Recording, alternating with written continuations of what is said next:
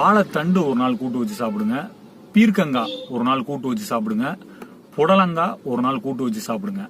அதுக்கப்புறம் வெந்தயக்கீரை, அதுக்கப்புறம் கேரட், அப்புறம் முள்ளங்கி, இது எல்லாமே ஒவ்வொரு நாள் கூட்டு வச்சு சாப்பிடணும். இது முழுக்க முழுக்க கூட்டு வச்சு சாப்பிட்றப்ப நீங்க பாசிப்பருப்பு மட்டுமே பயன்படுத்துனீங்கன்னா உடம்புக்கு ரொம்ப ரொம்ப நல்லதுங்க. அதாவது அல்சர் வந்திருக்கவங்களுக்கு இன்னொரு பெரிய பிரச்சனை என்ன அப்படின்னா, வயிறு உப்பசம் ஆயிரும். வயிறு உப்பசம் அப்படின்னா கேஸ் ஃபார்ம் ஆயிரும். வயிறுல கேஸ் ஃபார்ம் ஆயிருச்சுன்னா வயிறு கொஞ்சம் ரொம்ப ஹெவியா இருக்கிற மாதிரி அவங்க ஃபீல் பண்ணுவாங்க.